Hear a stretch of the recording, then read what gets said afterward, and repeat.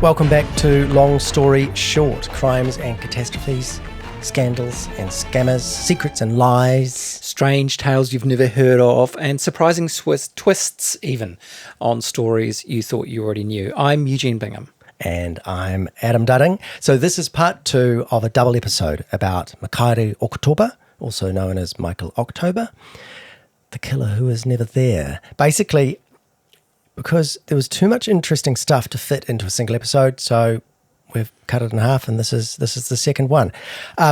What it does mean, though, is you really do need to listen to part 1 first, and because otherwise this won't make a lot of sense. And just to repeat the content warning we made back in part 1, this story includes descriptions of sexual assault and of murder, and actually that's especially the case in this second part. So this episode may not be for everyone. So, in late 1995, just over a year after Anne-Marie Allens was found murdered in the grounds of a central Christchurch school, 3 men go on trial. There's a lot of public interest and a lot of media interest. Apparently, the public gallery was packed almost every day, and they had to turn people away. Though, for some of those people, their reasons for being there were kind of complicated. There were actually 2 big sensational trials happening at the Christchurch High Court at the same time. The other was the so-called poison professor case, which could definitely meet a long story short standard episode, couldn't it? Yes, I messed that up, but anyway. We know where you're going. Yeah, that was a case where a molecular biologist was accused of poisoning her ex-lover after he left her for another woman. And if Mikaere Oketopa's trial was big, this poison professor trial was huge. The poisoning trial went for 11 weeks, but apparently it was so scientifically complex, dense analysis of the biochemical stability of acrylamide protein compounds, for instance, don't ask me what that are, that people who'd come to watch the trial simply couldn't understand what was going on. So they'd get really bored, and then they'd head over to catch a bit of the Anne-Marie Allens murder trial instead. Which possibly tells us something quite disturbing about humans. But anyway, the trial of Mikaere Oketopa, which is why we're here, and the 2 other men, Richard Genge and Samuel Kerner, it was a relatively brisk 10 days, but there's still 65 witnesses, including various experts. So just a quick recap here of what we heard in part 1, of what the prosecutors believe happened in the early hours of Saturday, September 17th, 1994. The prosecution says that Anne-Marie Allens left a Christchurch nightclub alone, and while walking south, bumped into a couple of guys, Samuel Kerner and Richard Genge, who were walking north. Anne-Marie joined them. They walked together to the grounds of a school where they drank some whiskey. Then both men raped her. Then the men got into a fight with each other. And after Samuel Kerner ran away, Richard Genge beat the young woman to death, and then the 2 men went home. And additional to this, there's Mikaere Oketopa, who spent the Friday drinking, then fell asleep in the passenger seat of a car parked in the CBD while his drinking buddies, Alan Taylor and Michael Green, went to a pub in Cathedral Square. When those 2 came out of the pub some hours later, Mikaere Oketopa was still in the passenger seat. Then they all drove to a party, and then later that night, Mikaere Oketopa went on a curious crime spree, which nobody's disputing happened, where he robbed a taxi driver of his coins, forced a woman to withdraw money from an ATM for him, and then stole her car and drove about 400 kilometres roughly north to Motueka, where he was arrested. And the crucial bit, the prosecution alleges that during those hours that his mates were in the pub, rather than being asleep in the passenger seat the entire time, Mikaere Oketopa had woken up, joined up with his 2 total strangers, Kerner and Genge, as they took Anne-Marie Allens to the grounds of a school where she was raped and murdered. And then afterwards, Mikaere Oketopa walked a kilometre back to the car and was asleep in the passenger seat again by the time his mates came out of the pub. So we'll get to some of the trial evidence in a minute. But there's just a little rabbit hole that I want to pop down for a second. So all of the evidence, physical stuff like fingerprints, bloodstains, also the confessions from Richard Genge and Samuel Kerner, all of that evidence makes it really clear that Genge beat Anne-Marie Allens to death entirely on his own. You might remember from part 1 that both Samuel Kerner and Richard Genge told police that they had a bit of a fight. Then Samuel Kerner had taken off round the corner and was just hanging around for 5 or 10 minutes. And he was still there while Richard Genge actually killed her. And Michael Oketopa, even if he was at the school at some point, which is obviously a big issue, even if the prosecution version is 100% accurate, the Crown still wasn't saying he was directly involved in that fatal beating. In other words, there's no version of this where Kerner or Oketopa physically killed anyone. So why were all three charged with Anne-Marie's murder? Well, I mean, in a way, it's sort of blindingly obvious, but I think it's interesting to break it down a bit. It's because of this reasonable legal concept about what happens when a group of people get up to no good together. And it's different wording in different jurisdictions, different countries, but in New Zealand, it's set out in the Crimes Act, and it says, where two or more persons form a common intention to prosecute any unlawful purpose and to assist each other therein, each of them is a party to every offence committed by any one of them in the prosecution of the common purpose, if the commission of that offence was known to be a probable consequence of the prosecution of the common purpose. So that's a pretty tangled legal sentence, but to make up an example, if, say, 3 people decide to rob a bank, one of them waits in the getaway car, one of them just carries a big sack with swag written on it, and one of them has a loaded gun, if the one with the gun ends up killing someone during the robbery, all the robbers could end up being guilty of murder because they had a common intention to do that illegal thing, rob a bank, and the shooting that happened along the way was a probable consequence of setting out on that common purpose. So, like I said, not unreasonable. If a group sets out to do something bad and it escalates, everyone needs to take some responsibility. But it's always felt to me it can lead to some unusual or extreme results, like, say, if a young teenager is dragged along by older youths to just be a lookout, say, and then the others kill someone, and then that kid who was the lookout is still considered and treated as a murderer. It's tricky. So, but let's get back to the Christchurch High Court and this very real crime. 10-day trial, 65 witnesses, a jury of 12, all of them men, all of them white, by the way, and some really ugly evidence for them to listen to. The jury hears about the collection of semen from the scene for DNA testing and how that DNA had matches for Richard Genge and Samuel Kerner. They hear about bloody footprints left on a downpipe, left on a downpipe by Genge, a trail of bloody footprints that lead away from the body, then across Barbados Street and down Gloucester Street. Then the victim was found naked apart from a shirt pulled up around her neck. About injuries which show she'd been dragged along the ground while she was still wearing clothes, that her clothes had been removed with great violence, and that there were sexual injuries. And also bruising suggested she was forcibly restrained. The point being, there's just no way that what happened to her was consensual sex. This was rape. The jury also heard about the fatal head injuries that, in the words of the pathologist, indicated a ferocious and prolonged attack. Punches and kicks, and her head being bashed against a concrete step. Look, just no other way. It's truly horrible stuff. And there's really no need to go into any more detail of the evidence that led to Genge and Kerner being found guilty of rape and murder. Honestly, it doesn't seem a very complicated process for the decision to have come to the conclusion that they did. But with Michael Oketopa, it's much more complicated because you'll remember from part 1 that first off, in that Nelson police station, Michael Oketopa told police he wasn't there. But then he told them he was. Then he had that conversation with his mate Michael Green and realised he must have made it all up. And that actually he was asleep in a car 1 kilometre away when it all happened. So he tried to retract what he'd admitted to. So it's quite the head scratcher for the jury. So let's start by looking at some of the evidence that helped the jury get to that verdict of guilty. Start with some eyewitnesses. So that's where it all kicks off. around Michael Oketopa.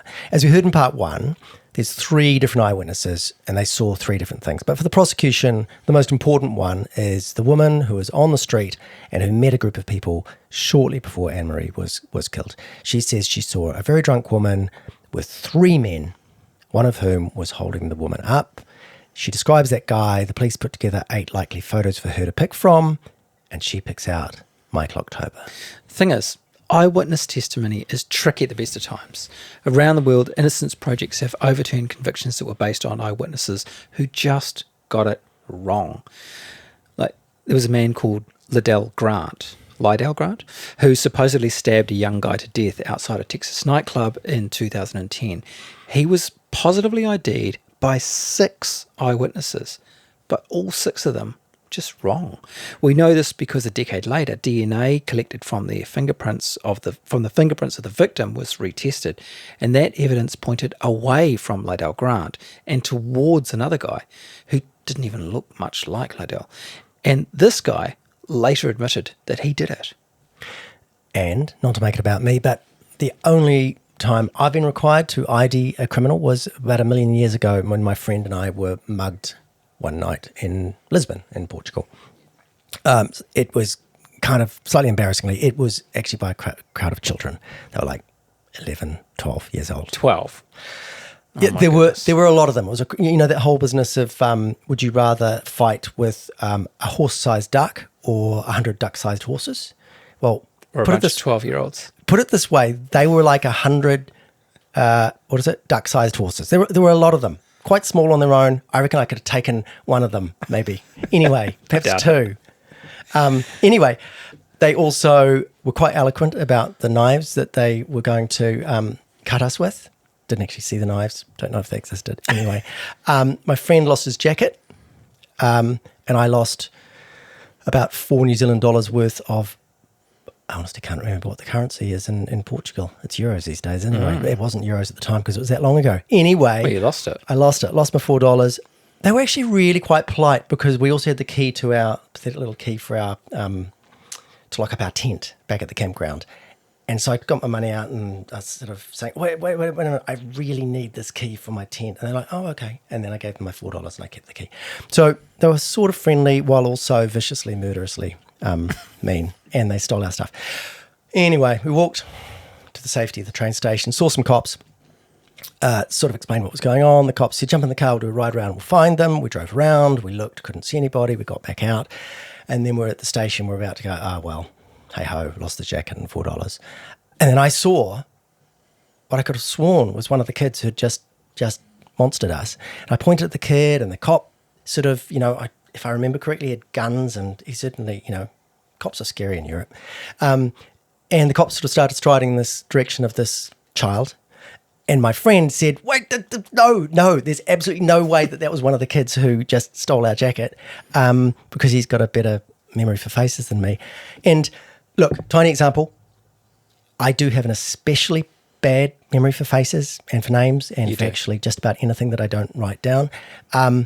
But it was a little micro revelation to me, and it's also ever since when I read anything about the uselessness of eyewitnesses, it's like, yeah, because I was an eyewitness and I was utterly shit and almost got a 12-year-old. I don't know what the cop was going to do to him, but possibly wasn't going to be good.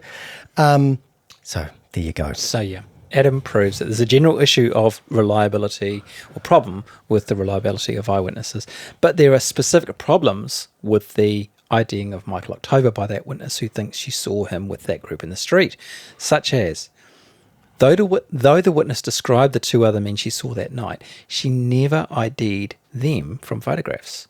And as an appeal judge once described it, it is not clear whether photographs of Kerner and Genge were shown to her. Right, that seems a pretty serious problem.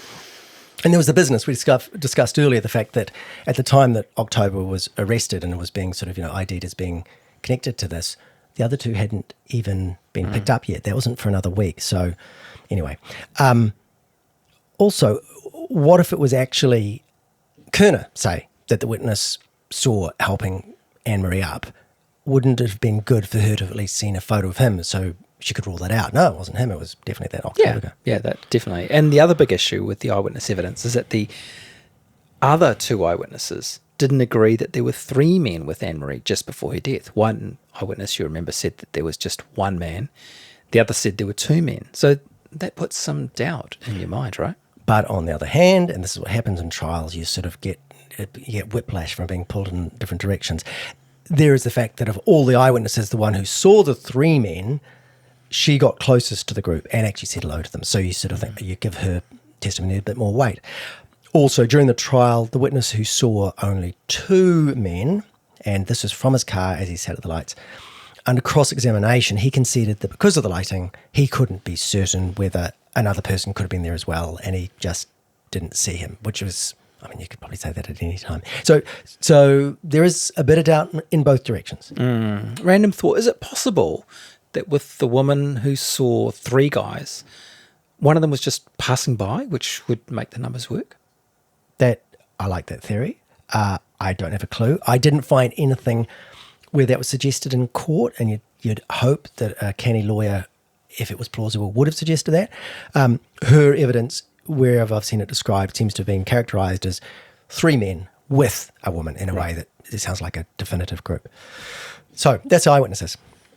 Physical evidence. So we're getting to some of the evidence that really, on the face of it, looks much more helpful to Michael Oketopa, because Genge and Kerner, their accounts of being there and of what happened, it pretty much matches the evidence, the incontrovertible evidence that was found at the scene. There's DNA from both of them on Anne-Marie. Genge's bloody fingerprints on a downpipe. Bloody boot prints leading away from the scene. And these match Genge's boots, right down to a specific pattern on the bottom of the heel. It's all that forensic science stuff, and, that's a slam dunk.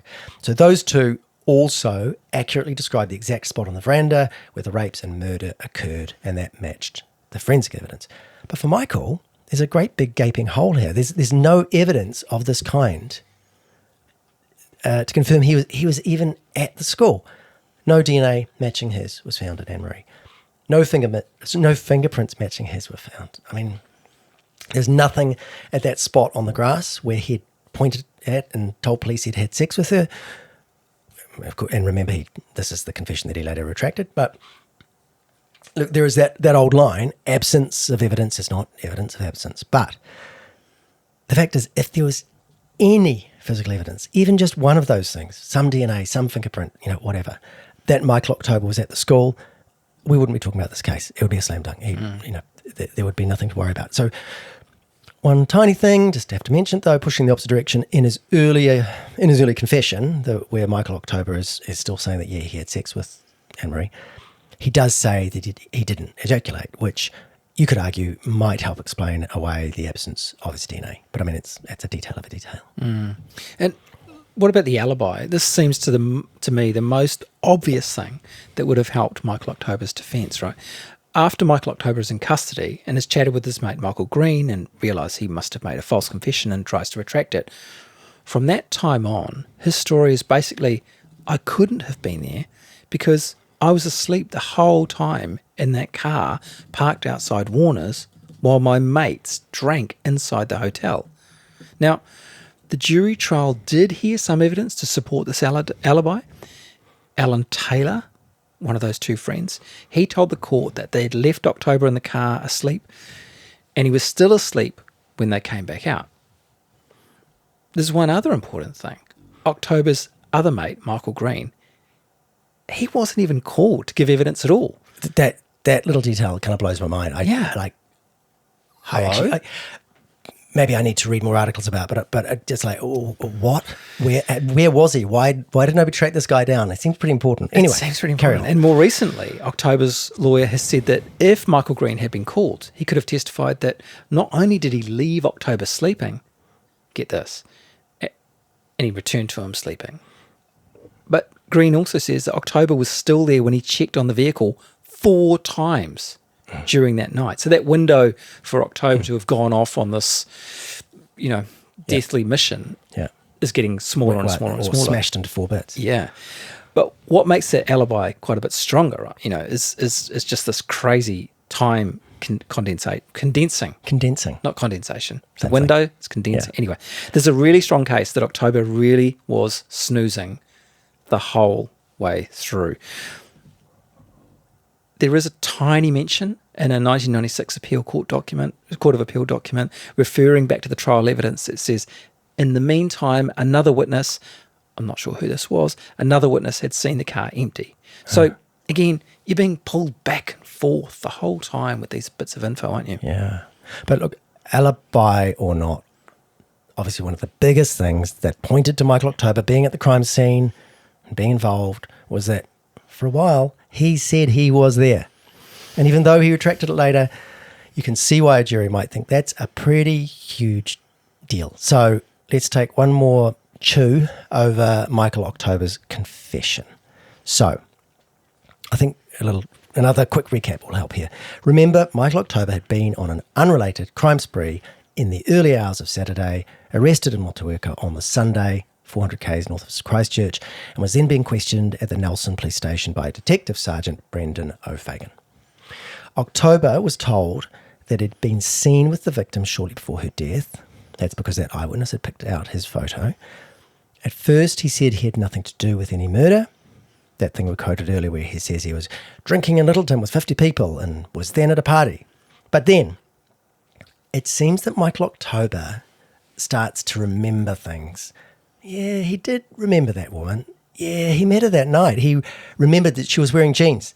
And yeah, he was now remembering that he was there at the school with the woman and the two other men. In fact, he had sex with the woman, which, as he says, was consensual. He said he didn't know what happened to her after that because, quote, I've blocked it out. It's so bad. Why didn't I stop them? When he's shown photos of the dead woman, he says, I was the last person she trusted. Now look at her. Later, he goes with the police to the school and points out the place on the grass where he claims they'd had sex. And there's one other thing I hadn't mentioned before. Around the same time as his confessions to police, Oketopa also made a separate, though much more brief, much more vague, admission to someone else, a registered nurse that he was talking to. In this confession, it seems he told her that he'd been with the girl and that she'd kept falling over. But as we know, just days after his so-called confession, Michael Oketopa's friend Michael Green talks to him in prison and reminds him about being asleep in the car outside Warner's Hotel. And it's at this point that Oketopa realises his story just doesn't make sense and he retracts it. He says he'd been in a drunken haze and couldn't remember much. So when the police told him he'd been there, he'd kind of filled in the gaps and imagined this whole scenario. This is called confabulation, creating a false memory of an event that's so convincing you believe it yourself. And look, even without his retraction, there were some very good reasons to be sceptical about the accuracy of Oketopa's confession. Here's one. When Oketopa said during the confession that he was there at the school with two other men, he said this was his mates Taylor and Green, which obviously makes no sense at all, given that those guys were at a pub more than a kilometre away, tons of witnesses, and it was actually Richard Genge and Samuel Kerner, complete strangers to Michael Oketopa, who were at the school with Anne-Marie. Remember, Genge and Kerner said the first time they'd ever seen him was in court. In his confession, Michael Oketopa also said that after he left the school, he met back up with those same mates, Taylor and Green, and they picked him up from the street in Green's car. This just doesn't make sense because we know that when Taylor and Green got back in the car with three women they'd met in the hotel, Oketopa was already in the car and he was asleep. He did not need picking up from anywhere. And we've already covered the lack of forensic evidence to support him ever being at the school. So there is one more thing. There are some concerns about the way the confession was extracted. Michael Oketopa was interviewed by police over 3 days, but he never had a solicitor with him. On the other hand, there were some things that you could argue do support what Oketopa said in that confession. And of course, these are some more of the things that came out in the trial. So during the trial, the prosecution made quite a big deal of the fact that in that later retracted confession, he referred to Anne-Marie wearing jeans, which was described as being something, quote, he could only have known about if he was there. And when you put it like that, the confession contained details only the guilty person could have known. It sort of sounds bad. But if that's the secret knowledge, that in the mid-90s, a woman in her early 20s who'd gone out to a nightclub was wearing jeans, well, what are the odds? 50-50, 70-30 in favour of jeans rather than a skirt, dress, leggings, whatever? I mean, if, like Oketopa says, he was confabulating a made-up scenario using pieces of information the police had already given him, it's not really a stretch to imagine that he just guessed that this woman they were talking about wore jeans and was unlucky enough to guess correctly. So to me, this doesn't feel like it proves anything much at all. And, it doesn't, it's not good for him, it's not bad for him, it's just whatever. But look, even if the confession is a bit wonky in the details, or extremely wonky in the details, it's still really hard to get over the idea that anyone would be stupid enough to admit to a horrendous crime if they hadn't done it. So why on earth would someone make a false confession? And what is this thing? It's a cool word though, confabulation. What is this thing, confabulation, that Oketopa's defence team tried to invoke? Okay, so this rabbit hole is pretty deep, and there's a whole warren of stuff down there. But the simple fact is, people really do confess to things that they just didn't do. False confessions happen for different reasons. Notoriously, there's the UK's Guildford Four. 4 people who confessed to some bombings in 1974 that killed 5 people and injured many more at 2 pubs. But police basically beat false confessions out of them. Interrogations went on for as long as 7 days, and there was intimidation and torture and threats against family members. In New Zealand, and I know a bit about this case, we have the Taina Porter case, where this young guy with a serious learning disability that made him vulnerable and highly suggestible confessed to a murder, partly because he was interested in a $20,000 reward. And he spent 21 years in jail for it, even though there were clear and obvious reasons why this confession just could not be true. No lawyer during Taina's interview either, by the way. But there's also this thing called confabulation, where someone has a memory blank for some reason, then creates a false image or memory in their own mind, and then they come to believe they're actually real, if only for a little while. There are different types of confabulation. It's a pretty broad term for memory errors. Sometimes it's caused by problems in the brain, like an aneurysm or dementia or brain injuries. Sometimes it's connected to a mental illness. It's also been linked to weirdly specific things like thiamine deficiency. Anyway, caused by long-term alcohol abuse. But sometimes it happens to people who don't have any of that going on. And one of the features is that people who've confabulated tend to be really certain about their inaccurate memories. At the trial, the defence had an expert witness, a psychiatrist called Leslie Ding, talking about it. So the jury did learn that confabulation is a thing, and that potentially it could have happened in this case. And if so, that would tidy up a lot of the strangeness of the evidence.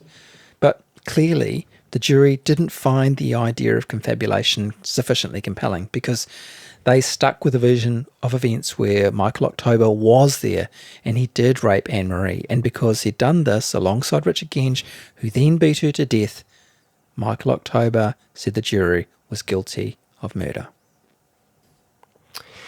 In New Zealand, you can't interview juries to ask what they're thinking, like at any point, including till the end of their lives. But to be fair, it seems this jury of 12 white men did and ah somewhat about Oketopa. So they spent an entire Thursday deliberating, and then in the middle of that, they came back and they asked to hear again 3 full hours of evidence relating to Michael Oketopa again, including his interview with police. As a reporter put it on the day, they were listening to see if, as the defence said, there were glaring mistakes showing Oketopa didn't have a clue about the events of that night. So some of the issues that we're talking about were clearly evident already in that very first trial, enough for a reporter to spot it and mention it. At 11:10 p.m. that Thursday night, the judge tells the jury to go get some sleep and continue in the morning. And then after a couple more hours on Friday morning, so more than 14 hours deliberation all up, they come back with their verdict. All 3 men, Richard Genge, Samuel Kerner, Michael Oketopa, are found guilty of rape and of murder. And right away, Oketopa's lawyer says he'll be appealing the conviction. And I do wonder if sometimes, if a crime's especially awful, and this one is especially awful, I just wonder if that kind of makes it harder for a jury to let somebody off. Sort of like, okay, we've got some doubts here, but this is so terrible. So wouldn't it be even extra terrible if we let this guy off and we'd got it wrong and had actually done it? Like, it's almost like the badness of the bad thing can overwhelm the actual likelihood of that person having done it. I don't know. Judges do give juries very strict instructions about only deciding on the basis of the evidence, but humans are humans, right? Yeah. So you can see a scenario like that happening. Anyway, a couple of weeks later, the judge hands down the sentences, and all three get life sentences for the murder. Though, remember, in New Zealand, a life sentence generally includes the possibility of getting out of prison on parole at some point. But Genge, the one who actually delivered the fatal beating, his sentence was heavier than the others. It included a minimum 15 years in prison before he could apply for parole. They all got 12 years for the rape, but to be served concurrently, which means the total sentence time doesn't increase, so the 12 years doesn't go on top of the life sentence. And then Michael Oketopa, well, he separately pleaded guilty to all those other unrelated crimes, the kidnap and the ATM robbery and the car theft and so on. He was also sentenced to 7 years for all of that, although that was concurrent as well. Just to go off topic for a minute, reading the news reports of sentencings can be slightly bizarre. Because, of course, lawyers, first of all, you set out to show that your client is innocent or there's a glimmer of doubt during the trial. But later, if they get the wrong result, bad result, they've got a guilty client, they then switch to arguing for the most lenient sentence possible, which sometimes means sort of acknowledging things that they weren't acknowledging just before. But also, they have to look for these tiny chinks of positivity about their client, which can lead to some real splitting of hairs. So, like this one with Richard Genge, this man who's raped a woman, beaten and kicked her to death. His lawyer, David Ruth, is reported as saying, sure, Genge did use his boots to kick his victim, but in his favour, he hadn't been carrying any other weapons with him, which is good, I guess. He also said that while the prosecution were calling it callous of Genge to have left his victim's naked body in a school, he'd argue that it was actually only undignified, which is better than callous, I guess. Anyway, that is their job. It's just that sometimes a lawyer really doesn't have a lot to work with. Michael Oketopa's lawyer, Mervyn Glue, had it rather easier at this moment in the sentencing, really. His main point in the sentencing submission was simply, quote, the jury has made a terrible mistake and found an innocent man guilty of murder and rape. And that might have been that. 3 guilty verdicts, 3 men in prison. It's more or less over, except it really wasn't. Because coming up, we've got prison pizza deliveries, fake explosives, and an extremely unusual method for getting a fresh appeal against your conviction. Welcome back. So, it's a Saturday night at Christchurch Men's Prison in 1997, just after mealtime, and just before all the inmates are due to be locked up back in their cells. A prisoner tells an officer that he has something urgent to discuss. So they head off to an upstairs office. Once there, though, the prisoner whips out a stick of explosives along with the detonator and says the gelignite is primed to explode. He says there's another half dozen sticks of explosives wired up around the prison. The prisoner and a handful of co-conspirators then take 6 guards hostage, 5 men and a woman, and take their keys and radios off them. The east wing of the prison is under the control of its inmates. Well, sort of. The group of hostage takers had very specific goals, but lots of others just did their own thing. There was a group of skinheads starting to smash everything up that they could find. Fights broke out as some inmates took the opportunity to settle old scores with other enemies. A dozen or so of the 90-odd prisoners in the wing actually chose to be locked up in their own cells, which is precisely what I would have wanted to do, given my enormous physical cowardice. Look, this goes on for almost 26 hours. There are phone calls to media and to lawyers and deliveries of takeaway pizza to keep everyone going and intense negotiations and eventually the release of a couple of guards. And then later still, late on the Sunday, the 4 hostage takers lock up the remaining prisoners in their cells, walk out of the prison and surrender. And that's mostly because they've successfully made their point. They'd never planned to blow anything up, actually. The so-called explosives, in fact, were fakes. They were a cunningly sculpted amalgam of candle wax, batteries, cardboard, and rubber bits from the ends of crutches, apparently. And none of the guards were hurt in the end, although they'd been terrified, legitimately. Anyway, one demand the inmates had was for New Zealand to set up a criminal cases review commission, like the one, or CCRC it's sometimes called, like the one that had just been set up in the UK that year. Now, spoiler alert, they didn't get their CCRC, but their other big demand was a bit simpler. They wanted someone to take another look at their murder convictions because they reckoned they were innocent. Actually, not all murder convictions, but their convictions. The ringleader, Rex Haig, he'd been convicted of killing his fishing boat crewman in 1994 and had been fighting to prove his innocence already for quite a while by this point. There was another guy who'd been found guilty of a manslaughter in Westport who said he didn't do it. And you guessed it, another one of the inmates was Mikaere Oketopa. At this point, we're 2 years into his sentence.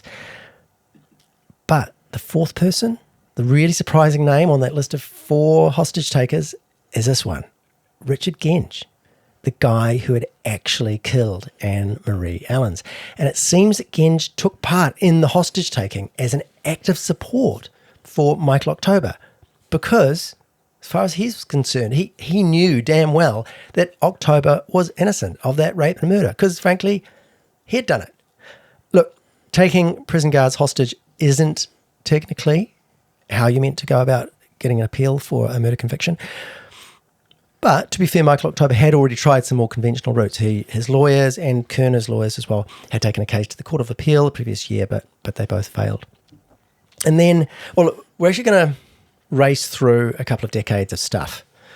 Quite a lot happened in the Mikaere Oketopa story, but for ages there was very little new to say about the case itself, the evidence, all that so on. So Mikaere Oketopa had a pretty simple story. It was just, sorry, despite that early confession, which in fact was confabulation, folks, I just wasn't there the night that Anne Marie Allens died. I was asleep in my car. So, bullet points. There was that appeal that Adam just mentioned in 1996, which failed. Then 1997 is the hostage drama, which did raise Mikaere Oketopa's profile a little, but nothing much came of it. He stayed in jail until 2005, at which time he was paroled. Parole means you're out in the world, and there are lots of conditions about who you can meet, where you can go, and so on and so forth. And if you break the law, like any law, the parole board can yank you back to prison because your life sentence is still active in the background. So he comes out of prison in 2005, changes his name to Mikaere Oketopa to mark his new chapter in his life. He finds somewhere to live, gets to work as a painter's labourer, and he finds a girlfriend. But 5 years later, 2010, things go pretty badly wrong. Mikaere Oketopa attacks his girlfriend, strangling her, threatening to kill her. He ends up back in court, and in 2011, as a result of that, he's recalled to prison for 21 more months. So this is obviously completely horrendous for the girlfriend. And look, this does not paint a picture of an upstanding and law-abiding citizen. But the timing is kind of unfortunate because 2011, that's also the year that the crack investigative TV journalist Brian Bruce does a documentary about Oketopa's conviction and concludes, quote, Mikaere Oketopa confessed to a crime that he did not commit. And so some momentum is building. His case is starting to get attention. In 2014, after serving that recall sentence, he's released again, still on parole, of course. And by now, the campaign to prove Mikaere Oketopa is innocent is gaining real momentum. In 2015, TV journalists tracked down Michael Green. Remember, he's the guy whose car Mikaere Oketopa was asleep in, but who was never called to give evidence during the trial. And get this, Michael Green talks about how he's sure Oketopa can't have done it. It does seem 20-odd years late. Yeah. Anyway, in 2018, Oketopa has another wobble, a much smaller thing this time involving failing a drug test. But like we said before, when you're on parole, the smallest law breaking has the potential to get you back in prison. He's returned to prison briefly while they think about it, and in the end, the parole board decides it's actually not serious enough for him to be formally recalled back to serve inside. So he's still out in the community. It's interesting, though. There's this little moment from the report of that hearing where someone observes of Mikaere that it seemed as though he was holding a strong sense of injustice. And I mean, well, first of all, do you think? And second of all, though, I just wondered if perhaps the parole board person, whatever they're called, the fact that the person writing up the parole hearing bothered to put that line in, I don't know. Could that be a kind of a hint that people on the parole board themselves, while still trying to do their job properly, because it's not up to them to, relitigate whether somebody's innocent or not. They're just there to say if they're going to be safe in the community. While still acknowledging that he's a convicted rapist and a murderer, is this a tiny hint that they too are a bit, what the fuck about this conviction? I don't know. Yeah, it's kind of I've seen this in other parole decisions as well. It's a tricky area because the person who's applying for parole, in this case Michael Oketopa, is sort of like damned if they do and damned if they don't, because they're not going to admit they did it because they know they didn't. But in not doing so, the parole board kind of like punishes them for that because they're not showing remorse. Yeah. So sometimes there are courses you can't do unless you admit guilt, because it's about coming to grips with your guilt. So it's this real kind of like standoff that goes on. Anyway, sorry, I got off track. But let's get back to the story. 2019, Mikaere Oketopa's lawyers try to get permission to appeal his conviction, this time at the Supreme Court. But the Supreme Court says it's way too late and the grounds aren't strong enough, so that fails. World keeps turning. Years pass. 2023 arrives. Mikaere Oketopa turns 54. But then in late 2023, all sorts of things that have been going on in the background finally come together. So just to back up the truck a tiny bit here. So remember how in 1997, during the takeaway pizza and Jalak night hostage drama at Christchurch prison, one of the things the hostage takers were saying was, first of all, some of us are totally innocent of the convictions that have put us in prison. Second of all, please, please, please, can we have a criminal cases review commission like the one in England? And a mere 20 years after that, New Zealand actually did get a CCRC of its own. So by mid-2020, it was up and running and was accepting applications from people who were pointing to miscarriages of justice they reckoned hadn't been caught by our existing appeal processes. And that was partly because the kind of people who'd been listening to Mikaere Oketopa and the other prison hostage takers all the way back then, those people had done work on lots of other miscarriages of justice cases. That included MPs and journalists and lawyers and academics and investigators and scientists. There was this group called the New Zealand Public Interest Project and the New Zealand Innocence Project. And all these people and organisations pushed and pushed and pushed until they made some political headway. So, yeah, by mid-2020, the new Criminal Cases Review Commission, also known as Te Kāhui Tātari Ture, was looking at specific cases. And decision number one, which was announced in December 2022, was actually a case you've never heard of, about a teenager who was sent to an adult prison when he was just 15, which was against the sentencing rules at that time. So Te Kāhui Tātari Ture called it a miscarriage of justice, and it was sent to an appeal court to be looked at again. But decision number two, which was announced just before Christmas 2023, yes, this one was the case of Mikaere Oketopa, as he was by now called. Almost 29 years after that interview in Nelson Police Station, Te Kāhui Tātari Ture concludes that a miscarriage of justice in Mr. Oketopa's case has occurred, and his case would be directed back to the Court of Appeal. What's kind of crazy is that the reasons the Commission gives for this decision is really familiar stuff to anyone who's followed the case from the beginning.